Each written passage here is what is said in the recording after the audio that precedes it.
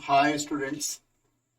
आज के इस सेशन में हम लोग वेव ऑप्टिक्स को स्टडी करेंगे और ये काफ़ी इम्पोर्टेंट टॉपिक है और हमारे लिए नया टॉपिक भी है। नया इसलिए ये है कि इसलिए है क्योंकि बचपन से हम लोगों ने लाइट के बारे में कई कैरेक्टरिस्टिक्स हमने इसके स्टडी किए हैं और एक इम्प्रेशन हमने डेवलप किया है जो कि वेव ऑप्टिक्स में हमें कुछ अलग तरह के कैरेक्टरिस्टिक्स जानने को मिलते हैं। जैसे कि क्लास 6 स्टैंडर्ड में हमने ये पढ़ा था कि light travels in a straight line, ये बेंट नहीं हो सकती। न्यूटन का एक एक्सपेरिमेंट था जिसमें 3 कार्डबोर्ड्स हैं और 3 कार्डबोर्ड्स में हमने होल कर रखा है और एक साइड में हमने एक कैंडल जला ली और दूसरे साइड में मैं आप इसको देख पा रहा हूं। अगर ये कार्डबोर्ड बिल्कुल स्ट्रेट डायरेक्शन में है then only I am able to see the candle. Else अगर जरा सा भी हमने कार्डबोर्ड को हटाया तो हमें लाइट नहीं दिखती है ना। तो इससे ये पता चलता है कि ये light is travelling in straight direction. लेकिन हम लोग कुछ ऐसी बातें भी करेंगे कि जैसे कि लाइट बेंड हो रही हो, ठीक है ना। So those details we will be studying. और वेव जो कैरेक्टरिस्टिक है, एक वेव जो कि जिसकी एक वेवलेंथ होती है, फ्रीक्वेंसी होती है, ये सारी चीजें भी हम लोग इस चैप्टर में जानेंगे। So without delaying let's start now. Descartes नाम के फिजिसिस्ट थे। उन्होंने कॉर्पस्कुलर मॉडल को प्रपोज किया। कॉर्पस्कुलर मतलब ये हुआ कि लाइट जो है it comprises of very very small particles, यानी कि पार्टिकुलेट कैरेक्टरिस्टिक ये शो करता है और यानी कि इसमें पार्टिकल कैरेक्टरिस्टिक्स होते हैं। और हमने जो रिफ्लेक्शन और रिफ्रैक्शन जो भी पढ़ा है उसको फर्स्ट टाइम डेस्कार्टिस ने इन लॉज को एक्सप्लेन किया और ये सारे जो डिटेल्स थे उनको कंपाइल करके एक बुक लिखी मिस्टर आइजैक न्यूटन ने, ऑप्टिक्स। और ये बुक इतनी ज्यादा पॉपुलर हुई कि लोग ये सोचते हैं कि corpuscular model was presented by Newton itself, which is not true. तो लेकिन हाँ, ये सारे अपने सीनियर्स के वर्क को उन्होंने अपने बुक में कंपाइल किया, ठीक है। तो इन्होंने रे ऑप्टिक्स में ज्योमेट्रिकल कॉन्सेप्ट्स को यूज करते हुए सारे ऑप्टिकल फिनोमेना को एक्सप्लेन किया।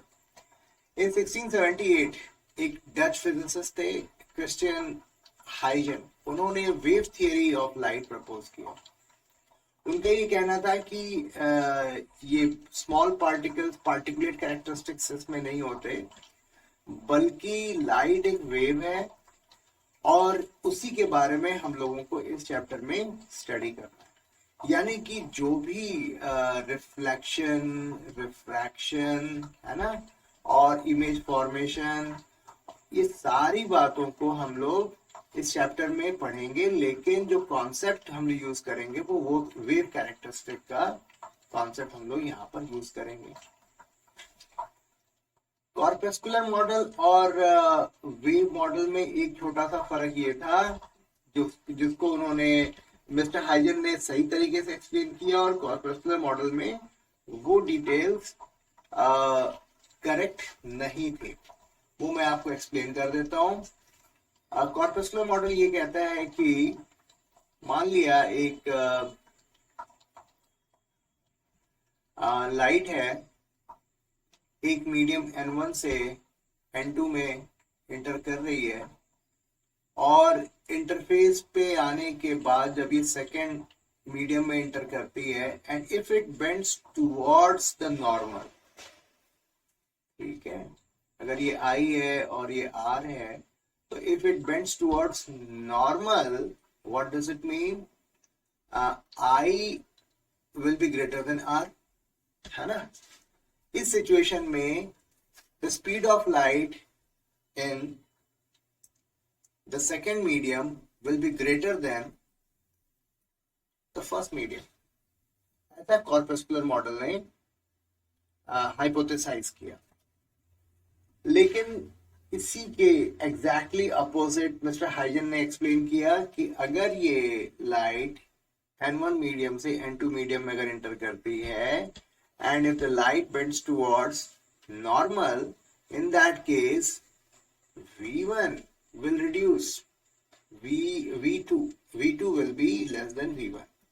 यानी कि जो डेंस मीडियम है उसमें वेलोसिटी जो है, वेलोसिटी ऑफ लाइट घट जाएगी, जिसे लेटर मिस्टर फोकॉल्ट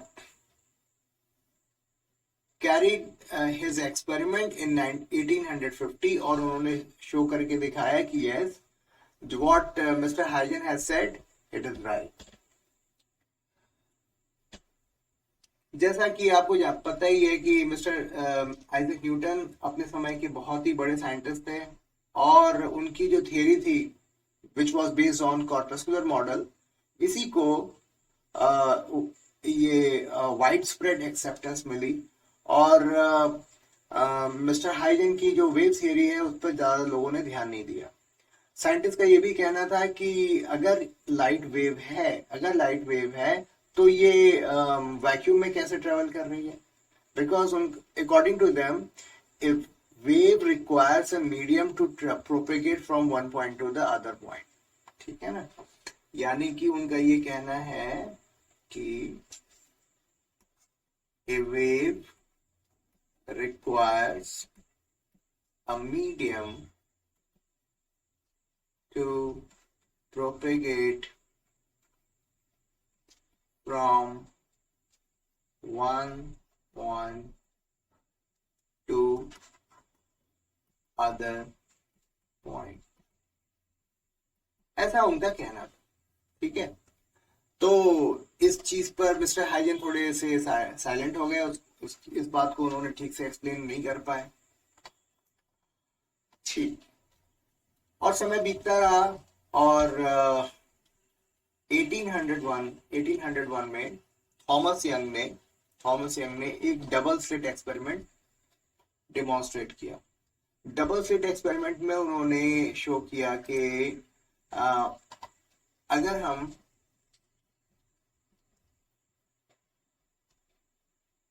लाइट को दो स्लिट से, दो सोर्सेज हैं S1 एंड S2, और एक बड़ी सी स्क्रीन पे इमेजेस को हम फॉर्म कराएं, तो एट रेगुलर इंटरवल हमें कुछ dark as well as bright fringes हमें देखने को मिलते हैं। ये एक ऐसी चीज है इंटरफेरेंस, ये it is nothing but interference of two waves, something like that.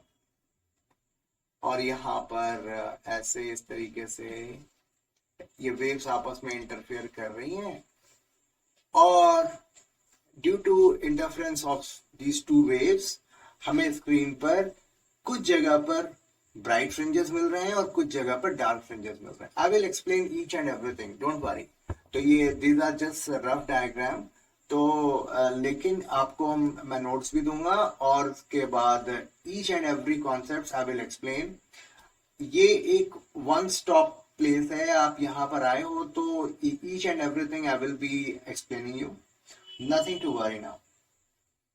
तो थॉमस यंग ने ये फिनोमेना ऑफ इंटरफेरेंस और डिफ्रैक्शन को बहुत ही सक्सेसफुली अच्छे से एक्सप्लेन किया और उन्होंने एक काउंटर क्वेश्चन किया टू द साइंस कम्युनिटी कि क्या रे ऑप्टिक्स को के कॉन्सेप्ट्स को यूज करते हुए can we explain the concept of interference and diffraction. यहां पर साइंस कम्युनिटी के पास कोई जवाब नहीं था और दिस वे इस एक्सपेरिमेंट के डेमोन्स्ट्रेशन के बाद पूरी साइंस कम्युनिटी ने इस बात को एक्सेप्ट किया कि नहीं, ये लाइट जो है वो एक वेव है, ठीक है ना। हम्म,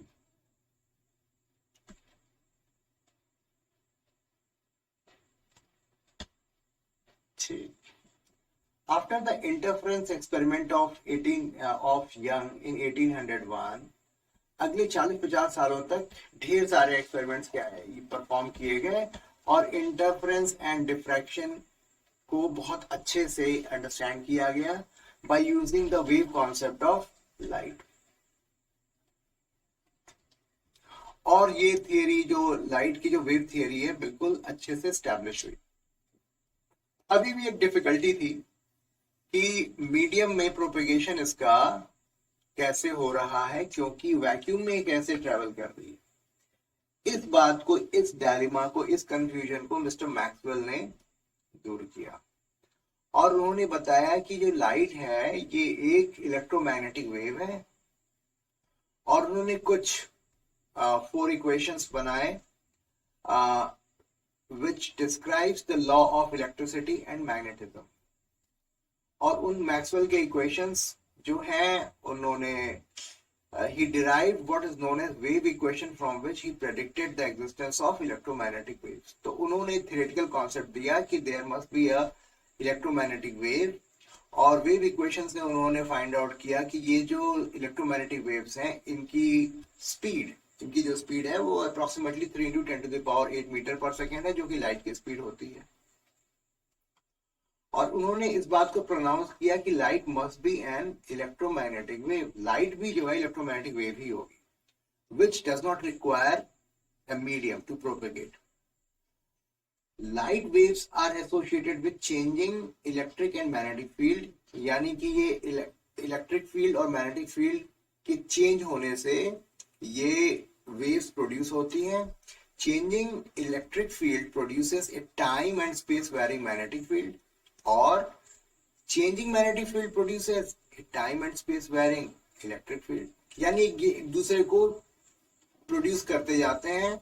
और this way the changing electric and magnetic field results in the propagation of electromagnetic wave even in vacuum.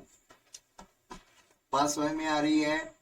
ये बहुत ही डिटेल में इलेक्ट्रोमैग्नेटिक वेव्स बुक 1 में हम लोगों ने ऑलरेडी पढ़ रखा है। इस चैप्टर में हम लोग मिस्टर हाइजन की प्रिंसिपल्स को पढ़ेंगे और किस तरीके से उन्होंने रिफ्लेक्शन और रिफ्रैक्शन को डिफाइन किया बाय यूजिंग वेव कॉन्सेप्ट, उसको भी हम लोग जानेंगे। फिर bye using the principle of superposition हम लोग इंटरफेरेंस और डिफ्रैक्शन को एक्सप्लेन करेंगे और कुछ फॉर्मूला भी डिराइव करेंगे और on those formula we would be doing some calculations also, ठीक है। तो और लास्ट सेक्शन में हम लोग we will be discussing the phenomena of polarization, which is based on the fact that light waves are transverse electromagnetic waves। तो electromagnetic waves तो हैं, लेकिन किस तरीके के ये वेव्स हैं? Transverse electromagnetic waves. इसको हम लोग और जानेंगे लास्ट सेक्शन में, ठीक है। एक बहुत ही इंटरेस्टिंग टॉपिक है ये जो पोर्शन है, इसको हम लोग थोड़ा सा पढ़ लेते हैं। और जैसा कि इसमें लिखा हुआ है कि हमने बचपन से ये समझा है कि लाइट जो है स्ट्रेट डायरेक्शन में चलती है और कार्डबोर्ड का जैसे मैंने आपको एग्जांपल दिया। लेकिन हम लोग इस चैप्टर में इस वाले चैप्टर में हम लोग वेव कैरेक्टरिस्टिक्स को ही हम लोग स्टडी करेंगे, क्योंकि जो रे ऑप्टिक्स है उसको हमने लास्ट चैप्टर में अंडरस्टैंड किया, लेकिन द सेम इंसिडेंट्स, जो भी ऑब्जर्वेशंस हम लोग लाइफ में विटनेस करते हैं, उनको हम लोग वेव कॉन्सेप्ट को यूज करते हुए हम लोग एक्सप्लेन करेंगे। जैसा कि वेव जो होता है उसमें टेंडेंसी होती है अपने पाथ से डेविएट होने की, ठीक है, वो बेंट हो सकता है। तो लाइट क्यों नहीं बेंट होता? क्योंकि इसकी वेवलेंथ बहुत कम होती है, इसकी वेवलेंथ बहुत ही ज्यादा कम होती है, जिसके चलते अगर थोड़ा सा साइजेबल, अगर उसकी साइज कोई ऑब्स्टिकल की साइज बड़ी होगी तो लाइट बेंड नहीं हो पाती है, लेकिन अगर वो ऑब्जेक्ट बहुत ही ज्यादा छोटा होगा तो डेफिनेटली लाइट बेंड होगी। ठीक है, तो इस तरीके से लास्ट लाइन बहुत ही इंटरेस्टिंग है। वो ये कहता है कि जब हम बचपन में थे तो लाइट बिल्कुल सीधा चला करती थी, लेकिन जब हम बड़े हो गए तो it learns how to bend as it grows up. जैसे जैसे ये बड़ा हुआ इसको बेंड होना आ गया। ठीक है, वेरी इंटरेस्टिंग लाइन।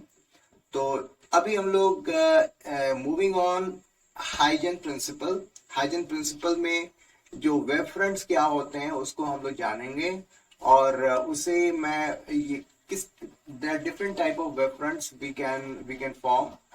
हर एक वेव फ्रंट को मैं आपको एक्सप्लेन करके बताता हूँ, ताकि आपको ये पूरा कॉन्सेप्ट आपका अच्छे से क्लियर हो जाए। सो ये हाइजन प्रिंसिपल जो हम पढ़ रहे हैं, it starts with the concept of wave front. तो हाइजन प्रिंसिपल को अंडरस्टैंड करने से पहले हमें वेव फ्रंट को समझना है।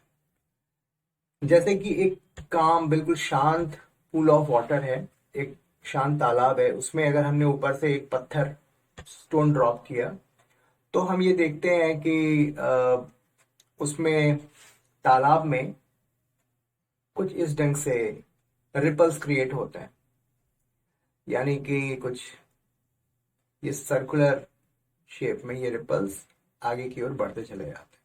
ठीक है, और ये इस तरीके से यूनिफॉर्मली इन ऑल डायरेक्शन आगे की ओर बढ़ता जाता है।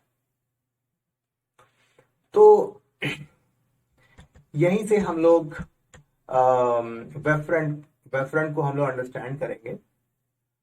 तो मान लिया किसी पर्टिकुलर टाइम टी पे ये जो वेव की पोजीशन जो है, जो रिपल्स की पोजीशन है, वो यहां पर जैसे मैंने पॉइंट वाइज मैंने शो किया हुआ है। तो clearly all points on such a circle are oscillating in phase. ये कोई भी एक पर्टिकुलर सर्कल आप कंसिडर करो, इस सर्कल के पे जो भी पॉइंट्स हैं, इस सारे के सारे पॉइंट्स बिल्कुल सेम फेज में है। their energy level is also same because they are situated at common distance.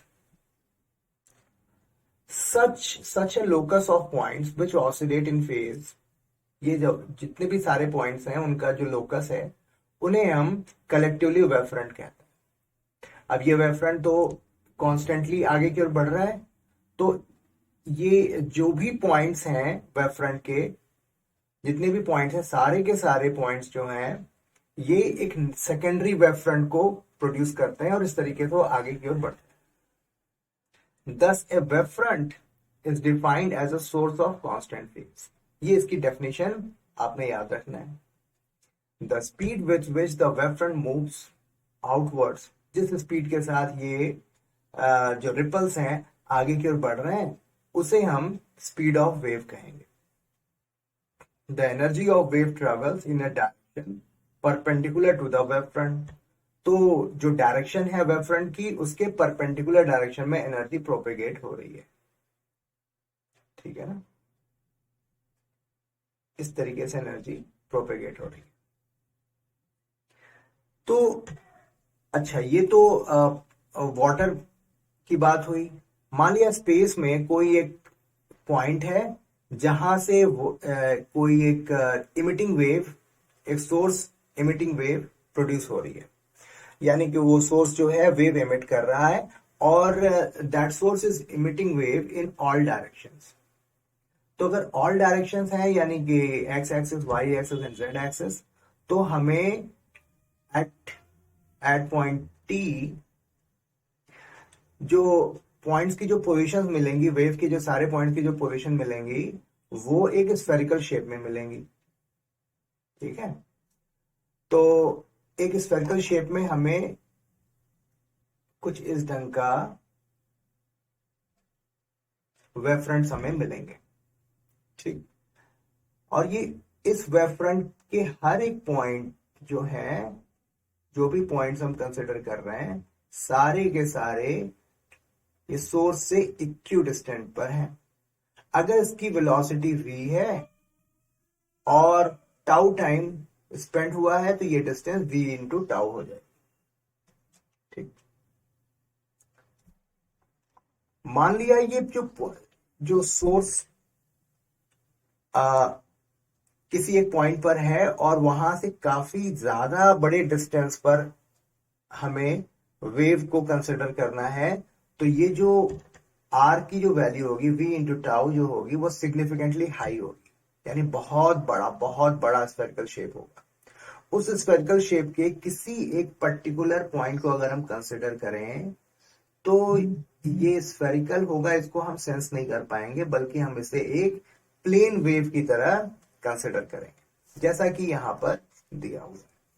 तो अब हमारा जो स्फेरिकल शेप है, अगर स्फेयर की साइज बहुत ज्यादा बड़ी है और उस स्फेरिकल शेप में से एक किसी पर्टिकुलर गिवन एरिया को हम कंसिडर कर रहे हैं, then that area will be equivalent to, it will be as good as considering a plane wave। तो ये इस ढंग का हमें प्लेन वेव हमें मिलेगा, यानी कि जो सनलाइट से जो बीम ऑफ लाइट आ रही है उसे हम प्लेन वेव की तरीके से कंसिडर करें। ठीक है, यानी कि कुछ इस ढंग से। और फिर ये आगे फर्दर प्रोपेगेट हुआ और फिर इस तरीके से आगे की ओर प्रोपेगेट होता जाए। तो एक्चुअली है ये स्फेरिकल शेप, लेकिन अगर हम उस पूरे स्फेरिकल शेप में से एक छोटे से एरिया को कंसिडर करेंगे तो it is as good as considering it a plane wave. I hope आपको इतनी बात समझ में आई। अभी हम लोग जो है किसी एक गिवन वेव फ्रंट से हम फर्दर सेकेंडरी वेव फ्रंट हम कैसे बनाएंगे और किस तरीके से है ये वेव फ्रंट प्रोपेगेट हो रही है, आगे की ओर बढ़ रही है, उसको भी हम लोग अंडरस्टैंड करेंगे। ठीक है, तो अभी जैसे मान लिया कि ये एक सोर्स है और यहां से ये एक वेव फ्रंट हमने बना लिया। अब इस वेव फ्रंट पर ढेर सारे पॉइंट्स हैं, आर्बिट्ररी कुछ हमने पॉइंट्स को कंसिडर कर लिया और यहां से इस वेव फ्रंट को आगे क्यों प्रोपेगेट होना है। तो लेट्स से टाउ टाइम में कितना डिस्टेंस ट्रेवल करेगा, वी टाउ। ये आर डिस्टेंस हुआ और फिर इस आर डिस्टेंस के हम आर्क लेना शुरू करेंगे। इस पॉइंट से भी हमने आर्क लिया, फिर इस पॉइंट से हमने आर्क लिया, फिर इस पॉइंट से हमने आर्क लिया, फिर इस पॉइंट से हमने आर्क लिया। इस तरीके से आर्क लेते जाएंगे इन फॉरवर्ड डायरेक्शन। ठीक है, ये हमने ऐसे आर्क लिया। ये सारे जो भी इन आर्क की जो रेडियस है वो कांस्टेंट है। और फिर हमने क्या किया कि इनके टेंजेंट से इसको मीट करते चले गए और फिर हमने एक नया वेव फ्रंट क्रिएट कर दिया और इस तरीके से फिर से हम नया वेवलेट हम लोग क्रिएट करेंगे। इस तरीके से आर्क हमने बनाना शुरू किया और फिर इस प्रकार ये वेव जो है आगे की ओर प्रोपेगेट होता जाएगा। ठीक है, आई होप इतनी बात आपको समझ में आ रही होगी। मान लिया कि एक प्लेन वेव है, तो प्लेन वेव है तो ये कुछ इस रंग का दिखेगा। तो अब हम क्या करेंगे, यहां से और फिर से हमने अलग अलग पॉइंट से आर्क बनाया, कितने डिस्टेंस का, v इंटू टाउ, और फिर इसके हमने टेंजेंट ले लिया। ठीक है, तो इस प्रकार हमारे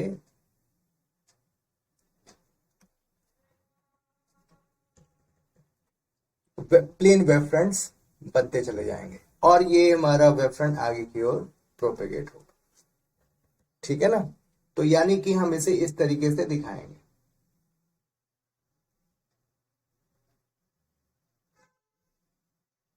इस तरीके से दिखाएंगे और ये मेरा प्लेन वेव फ्रंट है जो कि आगे की ओर प्रोपेगेट कर रहा है। तो आई होप आपको ये डायग्राम और ये डायग्राम आपको समझ में आया होगा। ठीक है, तो किस तरीके से हमें वेबलेट ये वेब फ्रंट बनाना है, और ये जो ईच एंड एवरी ये जो पोर्शन है इसको हम वेबलेट कहेंगे, और इनके वेबलेट्स के जो टेंजेंट्स हैं वो आपस में मीट करते जाएंगे और एक नया वेब फ्रंट हमारा तैयार हो। ओके, तो मैंने आपके लिए कुछ डेफिनेशन पार्ट्स लिखा हुआ है, उसको मैं गो थ्रू कर देता हूं ताकि आपका समय भी बचे और इसे आप नोट डाउन कर लें। ठीक, तो in propagation of energy by wave, the wave front the wave front is locus of all points which has same phase of vibration। यानी कि सारे के सारे पॉइंट्स जो हैं वेव फ्रंट में वो एक ही फेज में होते हैं। यानी कि एक साथ ये अगर ऊपर उठ रहे हैं तो सारे के सारे पॉइंट्स ऊपर उठेंगे, अगर वो नीचे आ रहे हैं तो सारे के सारे पॉइंट्स नीचे की ओर आएंगे। एट एनी गिवन इंस्टेंट, किसी एक गिवन टाइम पे, all points of a wave front acts as secondary source of light. यानी कि सारे के सारे पॉइंट्स जो हैं वो एक secondary source of wave front जो है उसको जनरेट करते हैं और आगे की ओर प्रोपेगेट करते हैं, आगे की ओर बढ़ते हैं। The waves generated by these secondary source have light in same wavelength, frequency, velocity, and they make their own wavelets। ये सारे जो वेवलेट्स मैंने आपको बना के सिखाया, ये ये जो वेवलेट्स हैं ये सारे के सारे पॉइंट्स अपने अपने वेवलेट्स बनाते हैं और आगे की ओर बढ़ते हैं।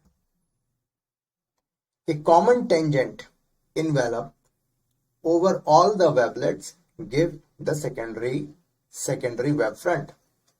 तो इन सारे जो वेवलेट्स हैं इनके हम टेंजेंट्स लेंगे और इसे मिलाएंगे और सेकेंडरी वेव फ्रंट हमारी तैयार हो, बन करके तैयार हो। ये बहुत जरूरी है। वेव फ्रंट का कॉन्सेप्ट पहले हमें अंडरस्टैंड करना है, तभी जाकर के हाइजन ने जो अलग अलग कॉन्सेप्ट हैं जैसे रिफ्रैक्शन हो या रिफ्लेक्शन हो उनको कैसे एक्सप्लेन किया वो तभी हम समझ पाएंगे, once we understand the concept of wave front. चलो अभी आगे की ओर बढ़ते हैं हम लोग, और इस सेशन अभी अगला हम लोग कॉन्सेप्ट अंडरस्टैंड करेंगे, refraction and reflection of plane wave using Huygens principle. इसमें किस तरीके से जो प्लेन वेव्स आ रही हैं और उनका रिफ्रैक्शन और रिफ्लेक्शन किस प्रकार से हो रहा है उसको हम लोग जानेंगे। So refraction and reflection of plane wave, ठीक है, जो बीम ऑफ लाइट आ रही है सन से, उस प्लेन वेव से हम हाइजन प्रिंसिपल को यूज करते हुए रिफ्रैक्शन एंड रिफ्लेक्शन को अंडरस्टैंड करेंगे। तो लेट्स स्टार्ट नाउ। और किस तरीके से जो हम लोगों ने रे ऑप्टिक्स में पढ़ा था उससे ये डिफरेंट है उसको भी हम लोग अंडरस्टैंड करेंगे। तो ये मान लिया एक सरफेस है और यहाँ से प्लेन वेव्स आ रही हैं। ठीक, ये लेट्स से कुछ इस तरह की प्लेन वेव है ओके, ये प्लेन वेव है तो इसे हम लोग ये सारी वेव्स हैं और इसके वेव के परपेंडिकुलर डायरेक्शन में इसकी प्रोपेगेशन हो रही है। यही हमने अंडरस्टैंड किया है, इस तरीके से ये प्रोपेगेट हो रही है। ठीक, तो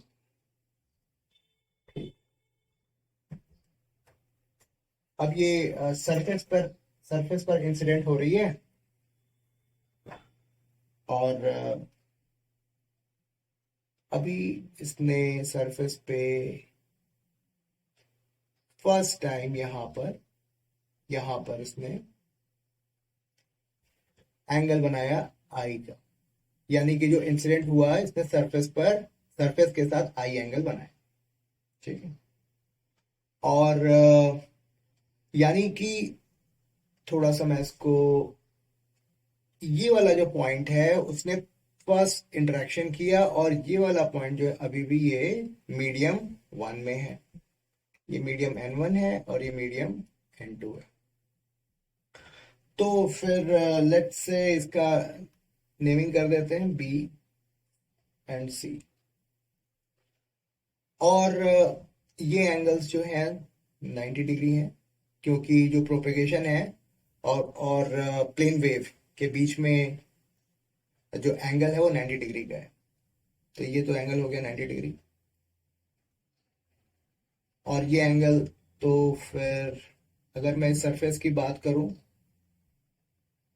तो इस सरफेस से ये जो नॉर्मल हमने ड्रॉ किया ये एंगल भी आई होगा। ठीक है ना, यानी कि जो रे है, इंसिडेंट रे और नॉर्मल के बीच का एंगल आई है। ठीक, ये N1 रिफ्रैक्टिव इंडेक्स में इसकी वेलोसिटी अगर v1 है और अगर इसकी वेलोसिटी N2 रिफ्रैक्टिव इंडेक्स में अगर इसकी वेलोसिटी v2 है, तो BC को हम लोग, पॉइंट BC डिस्टेंस को हम लोग यहाँ पर डिफाइन करेंगे। Let's say BC is equal to v1 tau. अच्छा, टाउ टाइम में N2 रिफ्रैक्टिव इंडेक्स वाले इन्वायरमेंट में यहां पर ये डिस्टेंस जो है सेम नहीं रहेगी। क्यों? क्योंकि इसकी वेलोसिटी चेंज हो चुकी है। Let's say in tau time में इसने वेलोसिटी, इसकी v2 थी, तो इसने प्रोपेगेट कितना किया, लेट्स से a। तो अब हम क्या करेंगे, a लेंथ की यानी v2 टाउ लेंथ की हमने एक आर्क लिया और उसको ऐसे, ये हमने एक आर्क बनाया। ठीक है, ये आर्क ए लेंथ का है। अब हमें क्या करना है, इस पॉइंट से सी से ये जो आर्क हमने लिया है उस आर्क पे हम लोग एक टेंजेंट ड्रॉ करेंगे और इस पॉइंट ऑफ जो इंटरेक्शन है, जो हमारा टेंजेंट है, उसको हम ए से मीट करा देंगे, ए से हम लोग मीट करा देंगे।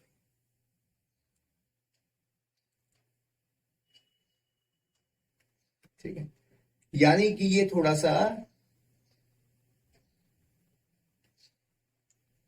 ए E A C B C is not equal to ए,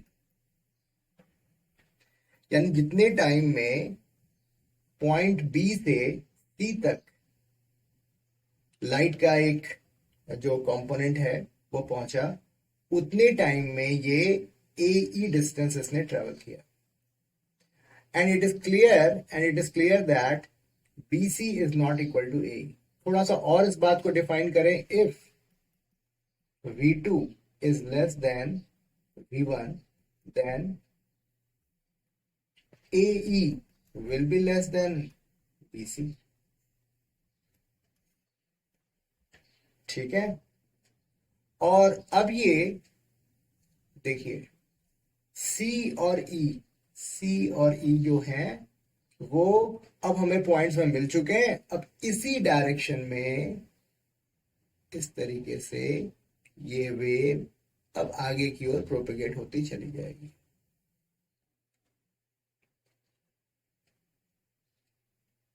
मेरी ड्राइंग बहुत अच्छी नहीं है, but please forgive me for that. और ये इस तरीके से आगे की ओर बढ़ती चली जाएगी, यानी कि हल्का सा ये बेंट हुआ। किधर बेंट हुआ? Towards normal, towards normal. ये मेरा आर है। अगर ये आर है, ये एंगल 90 डिग्री है, तो ये एंगल कितना हो जाएगा? ये एंगल हो जाएगा 90 माइनस आर। तो ये एंगल कितना हो जाएगा? ठीक। इसको थोड़ा सा ज्योमेट्रिकली सेपरेटली थोड़ा सेपरेट कंस्ट्रक्शन कर लेते हैं। ये पॉइंट ए है और ये पॉइंट बी, और ये हो गया बी। और लेट्स से इसको हमने यहां पर ऐसे आगे बढ़ाया,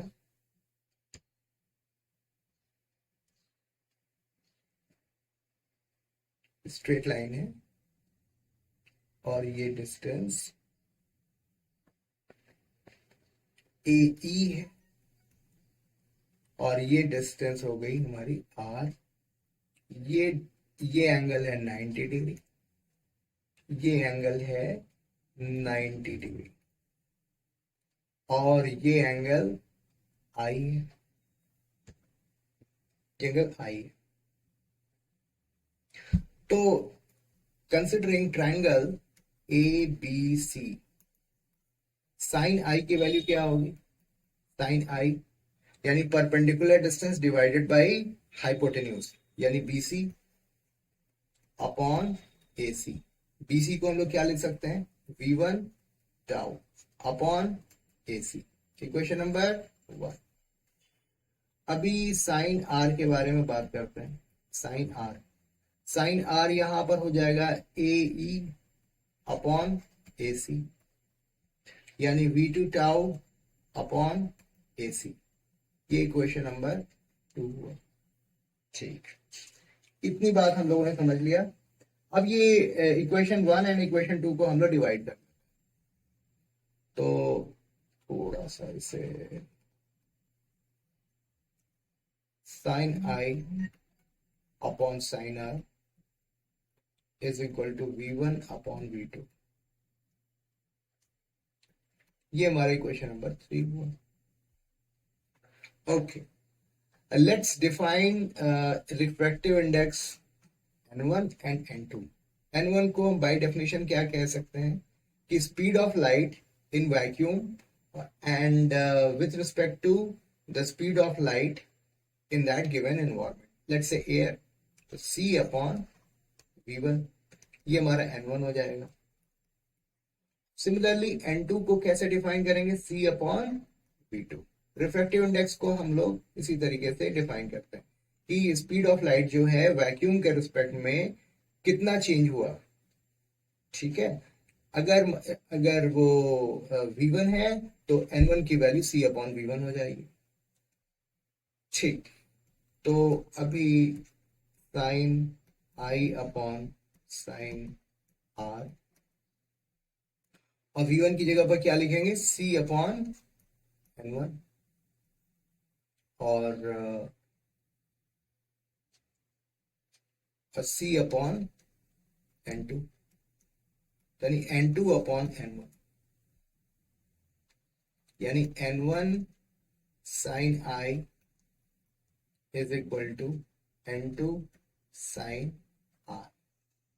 N1 sine I is equal to N2 sine R, या फिर इसी एक्सप्रेशन को हम ऐसे भी लिख सकते हैं, N2 upon N1 means N21, यानी refractive index of second medium with respect to first medium is equal to sine I upon sine R. ये क्या है? स्नेल्स लॉ है, जिसको हम लोगों ने पहले से पढ़ा हुआ है। यानी कि by using the wave concept of light we have proved Snell's law. ठीक है, ऑलराइट। अभी इसमें कुछ और भी चीजें ऐड कर सकते हैं, बिल्कुल ऐड कर सकते हैं। तो यहां पर हमने देखा कि v is equal to nu into lambda. v is equal to nu into lambda. Light की स्पीड और उसकी फ्रीक्वेंसी में क्या रिलेशन है? v is equal to nu into lambda. जैसा कि हम देख रहे हैं कि इन्वायरमेंट चेंज हो रहा है तो उसमें वेलोसिटी में चेंजेस आ रहे हैं, लेकिन the frequency of light remain same. तो लैम्डा जो है कांस्टेंट है, v अपॉन, तो ये सॉरी, जो फ्रीक्वेंसी हमारी कांस्टेंट है, तो frequency comes out to be v upon lambda. ठीक है, तो v upon lambda is constant,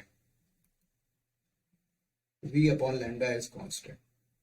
जैसा कि हमने यहां पर देखा कि अगर लाइट एक मीडियम से दूसरे मीडियम में एंटर करती है तो उसकी वेलोसिटी में चेंज होता है, उसकी वेवलेंथ में चेंज होता है, लेकिन उसकी फ्रीक्वेंसी में चेंज नहीं होता। यानी कि फ्रीक्वेंसी इज कांस्टेंट। फ्रीक्वेंसी का फॉर्मूला क्या होता है? v upon lambda. So can we say that v1 upon lambda 1 is equal to v2 upon lambda 2। यानी कि v1 upon v2 is equal to lambda 1 upon lambda 2। ठीक है, ये भी हमने यहां पर अंडरस्टैंड किया। ठीक, अभी moving on to the next topic. यहां पर इसको मैं थोड़ा सा आपका मैं अटेंशन चाहूंगा और बहुत आसानी से हम लोग इस बात को अंडरस्टैंड कर सकते हैं कि अगर रिफ्रैक्शन एट रेयर मीडियम हम करवाएं, यानी कि लाइट जो है डेंस मीडियम से रेयर मीडियम में इंटर कर रही है, तो रेयर मीडियम में इसकी वेलोसिटी बढ़ जाएगी। तो यहां पर जो BC है V1 टाउ है और AC जो है वो V2 टाउ है। तो अगर V2 की वैल्यू ग्रेटर है then in that case AC will be greater then BC। AC will be greater then BC। तो हमने जो आर्क बनाया है उसकी लेंथ ज्यादा होगी। ठीक है, अगर उसकी लेंथ ज्यादा होगी तो आर की वैल्यू भी ग्रेटर होगी। क्यों? क्योंकि ट्रायंगल में जो साइड ज्यादा बड़ी होती है उसके सामने वाली जो एंगल होती है वो ज्यादा बड़ी होती है। ठीक है ना? तो बिल्कुल सेम टू सेम इसमें जो अप्रोच हम यूज कर रहे हैं, और यहां पर जो स्नेल्स लॉ है फिर से हम लोग उसको प्रूव करेंगे। और यहां पर ये V1 टाउ है और ये V2 टाउ। तो n की वैल्यू हमारी क्या आ रही है? n1 sine i is equal to n2 sine r। यहां पर भी हमें यही रिलेशन मिलेगा, which proves the Snell's law. तो मैं थोड़ा सा स्टेटमेंट आपको दे देता हूं जो कि हाइजन ने प्रूव करके दिखाया कि अगर लाइट रेयर मीडियम से डेंस मीडियम में एंटर कर रही है तो that light will bend towards normal, और इसमें जो एंगल ऑफ इंसिडेंस है I की वैल्यू जो है ग्रेटर होगी R से, यानी एंगल ऑफ रिफ्रैक्शन से उसकी वैल्यू ज्यादा बड़ी होगी।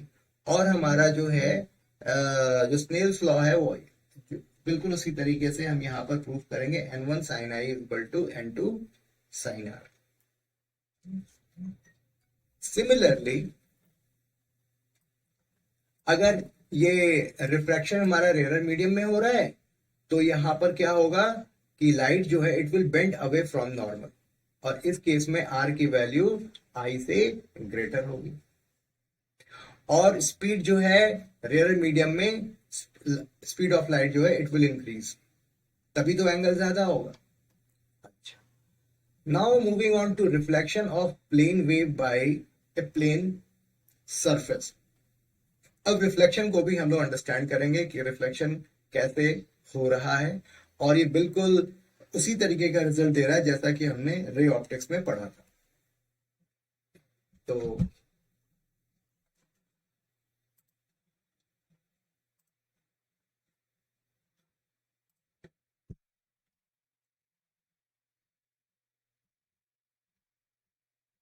रिफ्लेक्शन, तो इसमें ज्यादा टाइम नहीं लगेगा, बहुत ही आसानी से हमने इसको हम लोग अंडरस्टैंड कर लेंगे। मान लिया ये एक इंसिडेंट लाइट है जो कि ऐसे इंसिडेंट हो रही है, ठीक। ऑफ कोर्स ये वाला पॉइंट जो है पहले इंसिडेंट हो गया, ठीक है, और ये 90 डिग्री हैं, सारे प्लेन वेव्स हैं जो कि आगे की ओर बढ़ी है, ठीक है ना, इस तरीके से आगे की ओर बढ़ रहे हैं। तो अगर ये एंगल आई है, तो अगर यहां पर हमने एक नॉर्मल ड्रॉ किया तो ये एंगल भी आई के बराबर ही होगा। क्यों भाई? क्योंकि ये एंगल ये 90 डिग्री है, ठीक। आई, ये 90 माइनस आई, तो ये वाला पोर्शन जो है, ये वाला पोर्शन आई हुआ, ए बी सी, और ये इस तरीके से, ये मेरा 90 डिग्री है, और एंगल जो हमारा let's say A dash A B भी जो है, ए डैश ए बी 90 डिग्री है, और एंगल बी ए सी आई है, तो जो नॉर्मल के साथ जो एंगल बनेगा वो भी आई होगा, इसमें कोई प्रॉब्लम नहीं होनी चाहिए, ठीक। अभी ये जो डिस्टेंस है v इंटू टाउ है, तो जब इतनी डिस्टेंस बीसी इसने ट्रेवल करके ये यहां पर सरफेस पर इंसिडेंट हुआ, तब तक ये पॉइंट ए से ये जो पोर्शन है वो रिफ्लेक्ट हो चुका होगा, तो बीसी डिस्टेंस के बराबर की हम आर्क यहां पर हम लेंगे पॉइंट ए से, पॉइंट ए से पॉइंट ए से, और ये हमारा एक, और सी पॉइंट से टेंजेंट ड्रॉ करेंगे, लेट्स से ये हमारा टेंजेंट,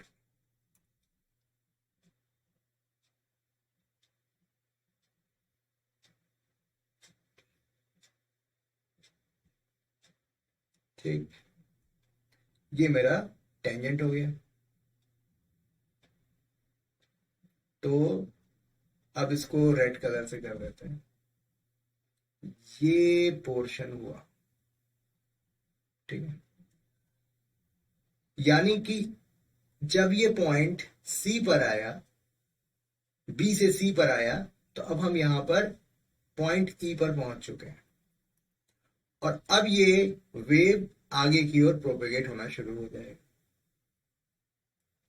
इस तरीके से ये आगे की ओर बढ़ना शुरू हो जाएगा, ठीक है, यानी कि जो लाइट हमारी एंगल आई से बन करके आई, अब वो एंगल आर बनाते हुए इस डायरेक्शन में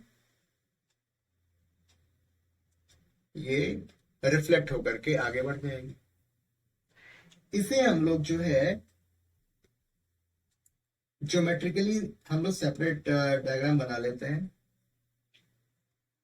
ए ई और सी।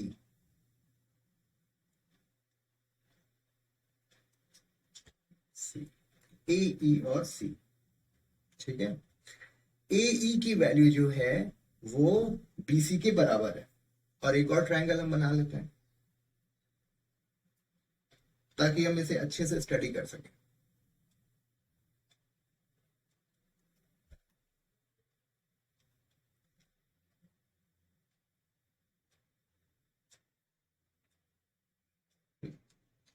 ये बी सी है,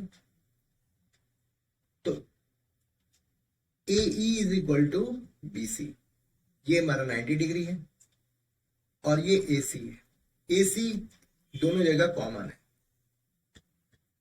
तो क्या हम ये कह सकते हैं यहां पर आरएचएस कॉन्ग्रुएंसी है, राइट एंगल और हाइपोटेन्यूज सेम है और एक साइड, यानी आरएचएस कॉन्ग्रुएंसी हुई।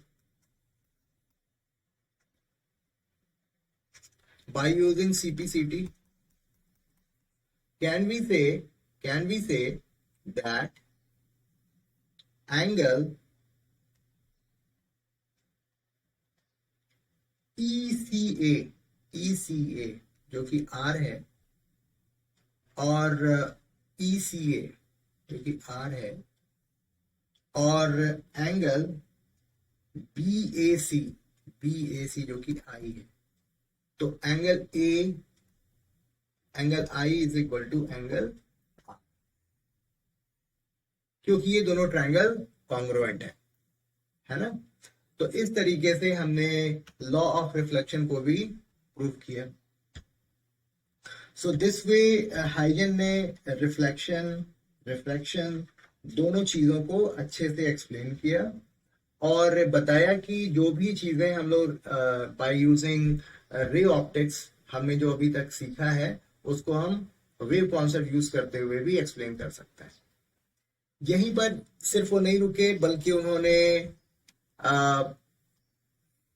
किस तरीके से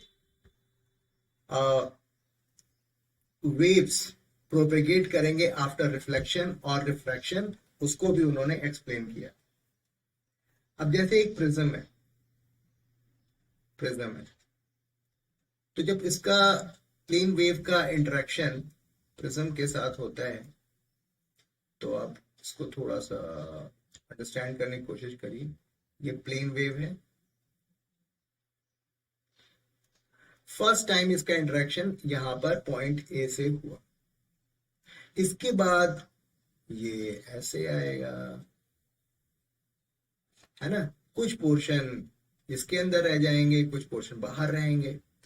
तो जैसे ही जो पोर्शन प्रिज्म के अंदर होंगे उनकी स्पीड कम हो जाएगी और जो पोर्शन प्रिज्म के बाहर है उनकी स्पीड ज्यादा होगी, क्योंकि दो अलग अलग मीडियम है। डेंस मीडियम में स्पीड कम होती है। तो जब ये वाला पोर्शन यहां पर पहुंचेगा, तब तक ये वाला जो पोर्शन है, ऊपर का जो पोर्शन है, वो यहां पे पहुंच चुका होगा। और अब ये हमारे ये जो वेवलेट्स हैं, यानी कि जो वेव फ्रंट है, सारे वेवलेट्स के टेंजेंट मिलाकर के जो हमने वेव फ्रंट बनाया, अब वो इस तरीके से प्रोपेगेट करेगा।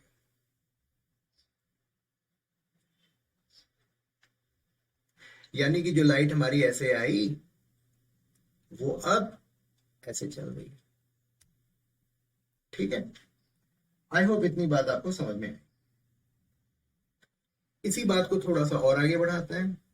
मान लिया एक कॉन्वेक्स लेंस है और यहां पर एक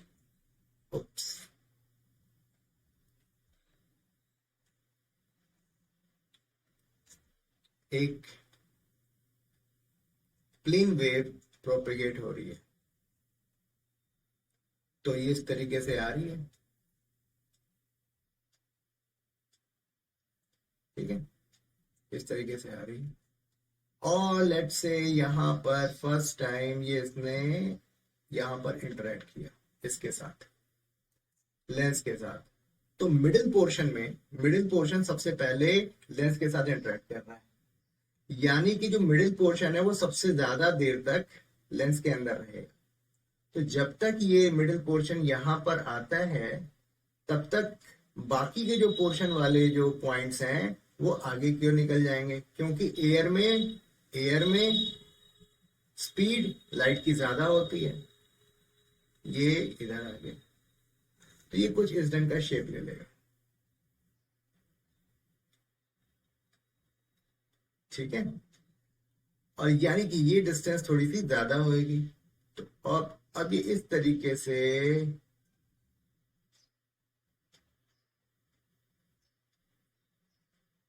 आगे के वेव फ्रंट्स बनते चले जाएंगे, जो धीरे धीरे छोटे होते जाएंगे,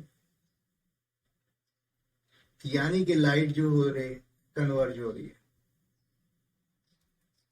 तो यानी कि इस लेंस को, कॉन्वेक्स लेंस को हम लोग कन्वर्जिंग लेंस कहेंगे।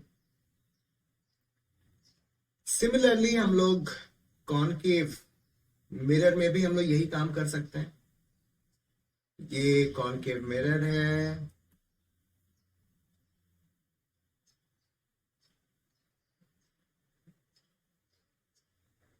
और ये लाइट आ रही है।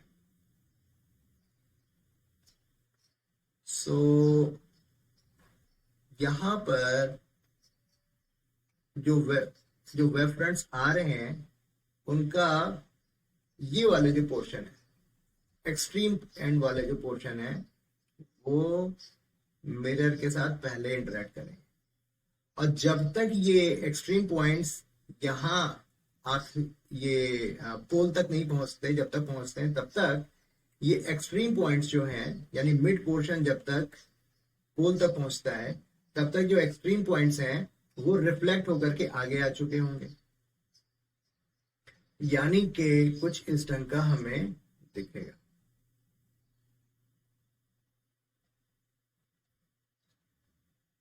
ये कुछ ऐसा दिखे, और इस तरीके से ये आगे जाकर के कन्वर्ज हो जाए, यानी कि हम ये कह सकते हैं कि कॉनकेव मिरर जो है एक कन्वर्जिंग मिरर का काम करेगा, ठीक है। तो इस तरीके से बारी बारी से मैंने सारे के सारे जो इमेज फॉर्मेशन है, या फिर the way how lights are converging और डाइवर्जिंग, और किस तरीके से लाइट बेंट हो रही है, किस तरीके से लाइट रिफ्लेक्ट हो रही है, ये सारी चीजें हम लोगों ने हाइजेनबर्ग के, I am so sorry, mister Huygens के जो वेव कॉन्सेप्ट्स हैं उनको यूज करते हुए हम लोगों ने सीखा।